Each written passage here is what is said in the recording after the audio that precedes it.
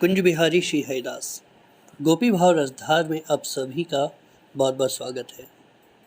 देखिए, इसके पूर्व हमने चर्चा की थी कि गोपियाँ श्री कृष्ण की कथा को अपने प्राणों से अधिक मानती हैं। गोपियाँ कह रही हैं कि तव कथामृतम। अब देखिए कि कथा को अमृत क्यों कहा गया है। श्रीमद् भागवत में एक प्रसंग आता है कि जब श्री सुखदेव जी राजा परीक्षित को भागवत महापुराण सुना रहे थे, श्रवण करा रहे थे, तब देवता अमृत कलश को लेकर आते हैं और सुखदेव जी से कहते हैं कि आप ये अमृत का पान राजा परीक्षित को करा दीजिए। लेकिन राजा परीक्षित देवताओं को कथामृत का पान नहीं कराते। शुकम नत्वान वदन सर्व स्वकार्य कुशलासुरात। सुखदेव जी कह देते हैं कि ये कथा व्यापार का विषय नहीं है, क्योंकि आप यदि श्रोता बन के आते तो मैं आपको कथा जरूर सुनाता, लेकिन आप कथा को खरीदने आए हो तो कथा बाजार में बिकती नहीं है। अब सबसे बड़ी चीज़ कि देवता अमृतपान कर चुके हैं, वो तो मर नहीं सकते, लेकिन उसके बावजूद देवता कथा अमृत पाना चाहते हैं और अमृत कलश लेकर परीक्षित के लिए आए हैं देवता।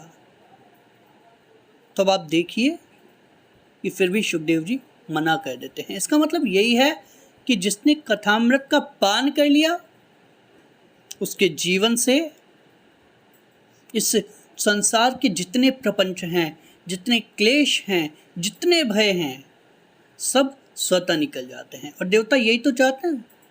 अब आप देखिए कि स्वर्ग में कितनी टेंशन है, कितनी चिंता है। कभी भी कोई राक्षस आक्रमण कर दे तो देवताओं को स्वर्ग छोड़ना पड़ता है, उनको भय है। अब यदि उनको कोई चिंता हो और वो मरना चाहें तो मर भी नहीं सकते, क्योंकि अमृत पी लिया। तो अब अभय कैसे प्राप्त हो? तो अभय कथा से ही प्राप्त हो सकती है। अभयता का वरदान देती है कथा। तो गोपियां कह रही है तव कथामृतम, तुम्हारी कथा अमृत है, इस जीवन के क्लेशों का नाश करती है, चिंताओं का नाश करती है। तप्त जीवनम, ये जीवन तृप्त ही तब है जब तुम्हारी कथाओं का श्रवण हम करती हैं। तव कथामृतम तप्त जीवनम। तो मानो गोपियाँ हम संसार के लोगों को ये बताना चाहती हैं कि इस कलिकाल में प्रभु की कथा ही एकमात्र ऐसा आश्रय है जो आपको इस संसार रूपी दावानल से बचा सकता है। क्योंकि अगर आपने कथा का आश्रय नहीं लिया तो आप इस दावानल में जलकर भस्म हो जाओगे। अब आप देखिए कि कितने युगों युगों से हम इस दावानल में भस्मित तो हो रहे हैं। कितने युग बीत गए, कितने जन्म बीत गए, लेकिन अब तक हम भटक रहे हैं और ये जन्म भी भटकाव की ओर जा रहा है। लेकिन जैसे कहते हैं ना कि कोई दलदल में फंसा हो और उसको निकालने के लिए एक रस्सी फेंकी जाती है, उस रस्सी को पकड़ के उस दलदल से निकल सकता है। अन्यथा तो दलदल में जितना वो निकलने की कोशिश करेगा उतना फंसता चला जाएगा। तो ये संसार भी वही दलदल है, इसमें आप जितना निकलने की कोशिश करोगे उतना फंसते चले जाओगे। यही कलिकाल न साधन दूजा। इस कलिकाल में प्रभु का नाम ही एकमात्र ऐसा आश्रय है जो आपको इस दलदल से निकाल सकता है, अन्यथा कोई अन्य आश्रय हो ही नहीं सकता। तो गोपियां कह रही हैं तव कथामृतम तप्त जीवनम,